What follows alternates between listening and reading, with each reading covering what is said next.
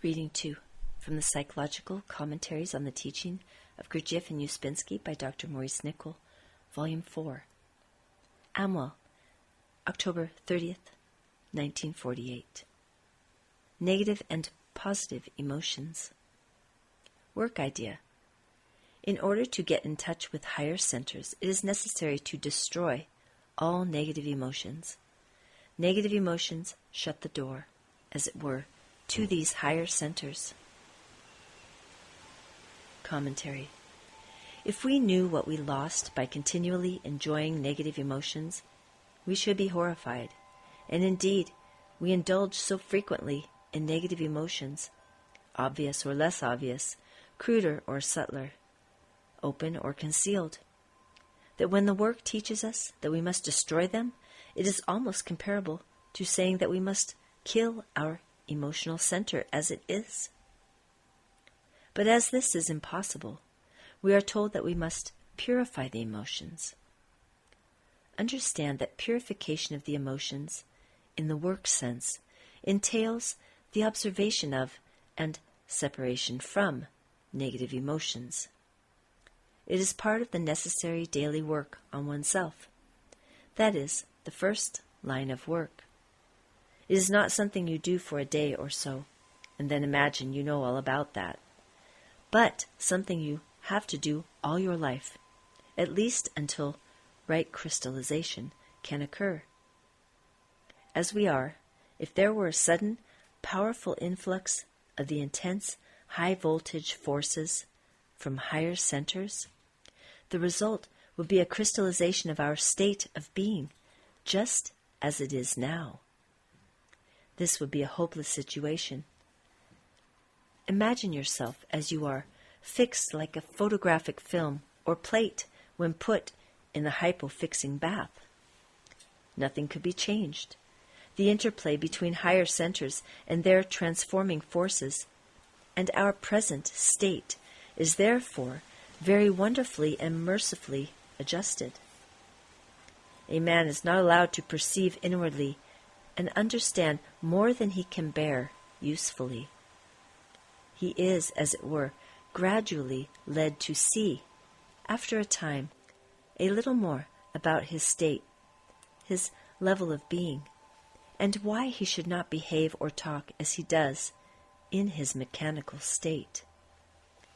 If he could be transformed into a new being by the high voltages of higher centers, then the whole plot and plan of creating man as a self-developing organism would be rendered null, nihil, nothing.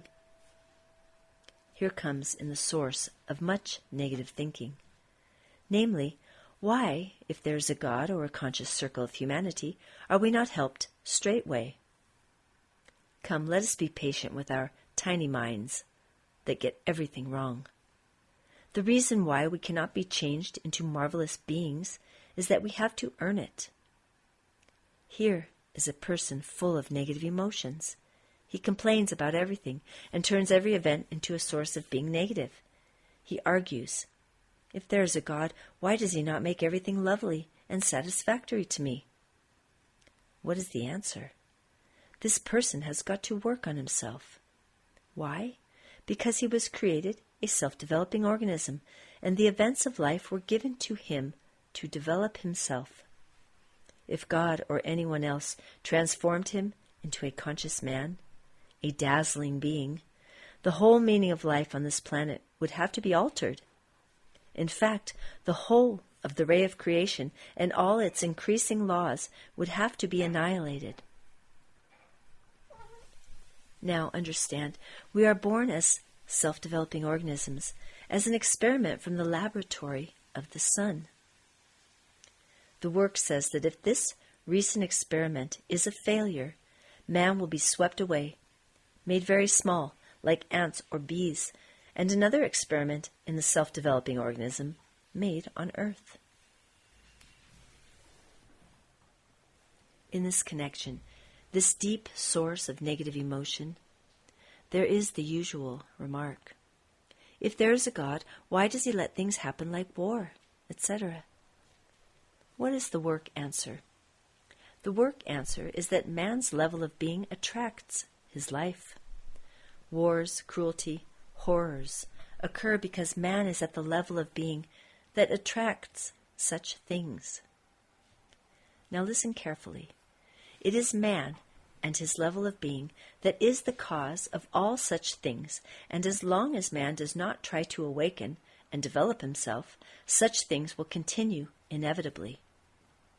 I mean, man will attract them. We are made as self-developing organisms. That is, we can work on ourselves and we can change our being individually. If we all changed, wars would cease. Study your being. You will find that it is governed by negative emotions in the long run. As long as that is the case, you cannot receive help from a higher level. That is, from higher centers. If we are created as self-developing organisms and make no attempt to use this freedom, why blame God for not interfering? How could you be a self-developing organism if all the time you were interfered with? Do you see, therefore, that in the purification of the emotional center, which is necessary for contact with higher centers, which represent in us the conscious circle of humanity and seek continually to help us, if we could only listen, we must get a right form of thinking, a right mental idea, and so a right attitude as to why things are as they are on this earth. Gurdjieff, when once asked if wars could be stopped, said, "Yes, but man must change himself so that certain vibrations do not make him violent." Wars are not caused by man. The sources are extraterrestrial, such as two planets crossing each other and causing a tension, a certain vibration. Mechanical mankind translates this vibration into violent emotions, and so war results. If man became more conscious, he might instead receive energy in the form of increased consciousness from these vibrations. Now, to return briefly to the title of this note, namely negative and positive emotions. All positive emotions come from higher centers, and that is why we have to work on negative emotions. Their quality is such that they have no opposites in them. That is, they are third force, or as the Gospels say, Holy Spirit. They are yes and no, not yes or no. No one can create, call forth, make a positive emotion. So Mr. Ouspensky said, positive emotions come as rewards. That is, if you have privately, solitarily, and in the loneliness, not of your negative self, but your own spirit, decided, made a decision to work on you yourself as regards some source of negative emotion, if you, all alone, in this solitary place in yourself, full of the integrity of your most real I, have decided, made a decision not to identify or feed a particular negative emotion, if in short you have shut the door and entered into yourself, as it is said in Matthew, enter into thine inner chamber, and having shut thy door, pray to thy Father, which is in secret. Then your Father, which seeth in secret, will reward you. Matthew 6, verse 6. What is the reward? You will taste positive emotion for a brief moment, something blessed, that is filled with such bliss that nothing of human love-hate emotions can be compared with it.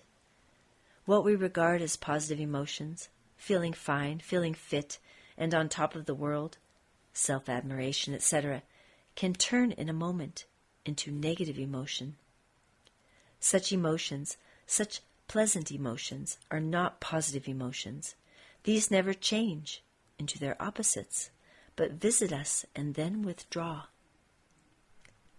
But unless we work, really value this work on negative states, struggle not to believe them, clear the Augean stables, erect the God in ourselves, the individual spirit, to fight as Hercules, who cleaned the stables with the river of truth.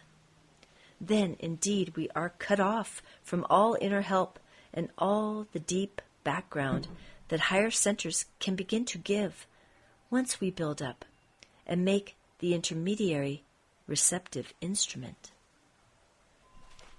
False personality will prevent this. All humanity could be helped if they made this receptive intermediary apparatus in their minds and hearts.